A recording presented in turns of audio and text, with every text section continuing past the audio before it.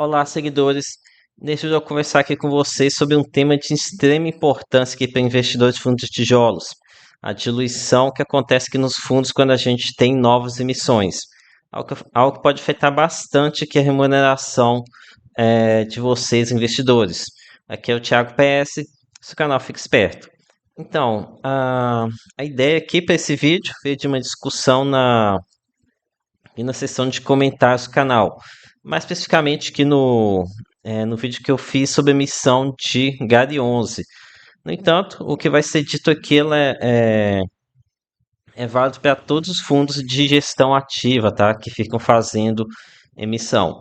Então, que o investidor de codinome Gago na bolsa comentou o seguinte: a turma reclamando de diluição, vive de emissões. Se não recompor sua posição continuamente, sempre será diluído. Ah, mas terei que dividir com novos entrantes. Isso acontece porque os cotistas não exercem as preferências quando têm direito, seja por falta de caixa, seja pelo valor de emissão ser maior do que a cotação.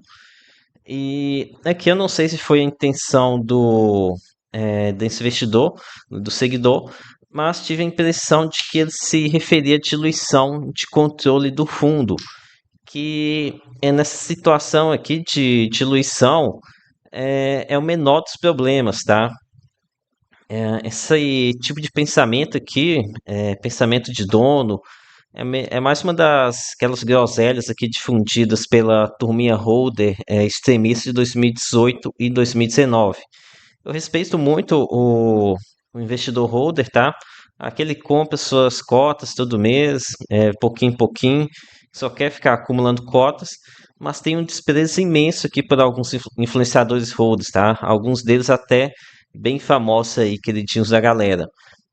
Uma gente aí que falava que sócio é on, né? No caso com ações terminadas em 3, né? Que são ações ordinárias, que você deveria comprar esse ON aqui ao invés de preferencial, que assim você teria as mesmas ações dos controladores, como se isso fosse impedir o controlador de te sacanear em alguma determinado evento. E parece que essa gente reapareceu, tá? Parece que o dinheiro lá dos cursos do preço não importa a R$ 1.000 que esse pessoal embolsou lá no Bull Market acabou e agora estão vindo aqui querendo mais. E só para deixar claro aqui, escrito Gago na bolsa, minha crítica não ao seu comentário, tá? Certamente é um pensamento sincero, mas aqui é aos vendedores de sonhos lá do Bull Market. Ok, agora aqui voltando ao tema do vídeo. Acho que sempre que começo a falar daqui da turminha vendedora de cursos e sonhos, acaba empolgando, né? Fugir um pouco do tema. Mas então, continuando aqui com a postagem para vocês entenderem o que eu vou falar depois. Daí outro investidor comentou o seguinte aqui, é o membro do canal. Só que agora, com o popular mecanismo de troca de cotas, tem emissão que nem é mais para os atuais cotistas, como essa do GARI 11. E tem fundo que toma mais cuidado com a diluição de não recorrente, como o TXF e a LZR11. E tem os desastrosos quando emite, tipo RZTR11 e o GARI 11. Aqui está se referindo aos rendimentos extraordinários que a TRX e a LZR fazem quando eles têm uma venda significativa. Aqui no caso, em TCF11, a gente teve um rendimento de 2,50 por cota aqui em dezembro de 2024, né? Então, essa aqui é uma boa prática, você não ficar alongando demais o recebimento do seu lucro para depois não ser diluído. E aqui eu complementei com o seguinte comentário. Essa coisa de troca por imóveis dilui muito o lucro de vendas e inflação acumulada nos imóveis antigos. E agora aqui, para ficar claro o entendimento dessa questão da diluição de lucro e de inflação em fundos de tijolos, vou utilizar uma planilha aqui para explicar o que eu estou querendo dizer. Então, aqui imaginem a seguinte situação. Um fundo aqui com 5 imóveis, cada um deles comprado a R$ 100 milhões, com 5 milhões de cotas. Então temos aqui um patrimônio de R$ 500 milhões e um valor por cota aqui de R$ 100. Esse aqui no ano zero. Aí passado 2 anos, aqui o fundo, os imóveis foram se valorizando com o tempo, né? Coloquei aqui uma valorização de total de 10%. Então, 100 milhões passou para 110 milhões de reais, que é valorização de 10 milhões. Então, aqui, um valor total de 50 milhões de reais, ou um lucro acumulado de 10 reais por cota dentro desses imóveis que estão dentro do fundo, dentro desses 5 imóveis. Daí aqui, no segundo momento, coloquei uma seguinte situação. O fundo ele foi e conseguiu fazer uma nova emissão, que no caso seria para aquisição desses outros 5 imóveis. Em que no caso ele comprou mais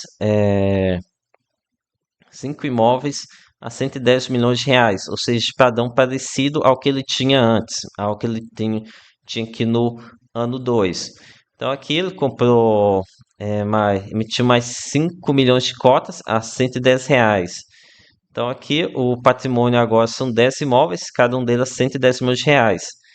E agora vejam só o que aconteceu aqui com a valorização, né, com o lucro acumulado.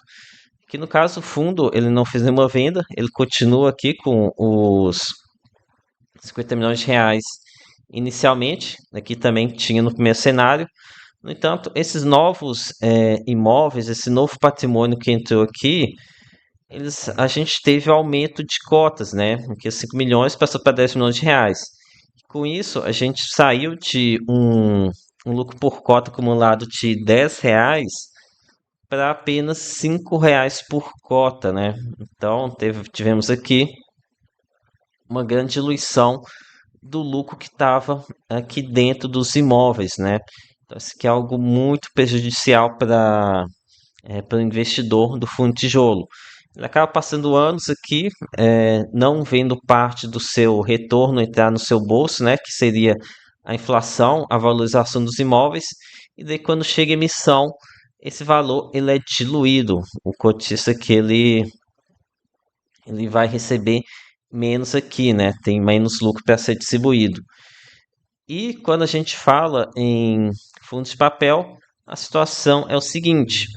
Aqui no caso, imaginei um fundo de papel com 5 CRIs, 100 milhões de reais de cada um deles, 5 milhões de cotas também, que um valor patrimonial de 100 reais.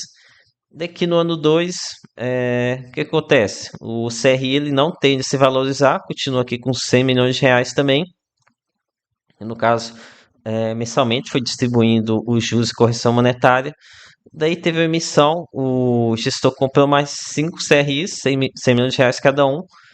E o que acontece? A valorização, ela já não existia, então você não tem essa diluição do seu lucro acumulado por cota. Esse aqui é um dos pontos que me faz ter uma preferência muito maior com a fundos de papel. A gente não tem essa diluição que eu mostrei aqui no caso dos fundos de tijolos. Isso aqui é algo muito importante, tá? E que tende a ser aprofundado ainda mais no momento atual, em que os fundos de tijolos, fundos imobiliários, ainda não são uma indústria muito madura, muito gigantesca, né? Mas então, concluindo aqui, se vocês forem ouvir influenciadores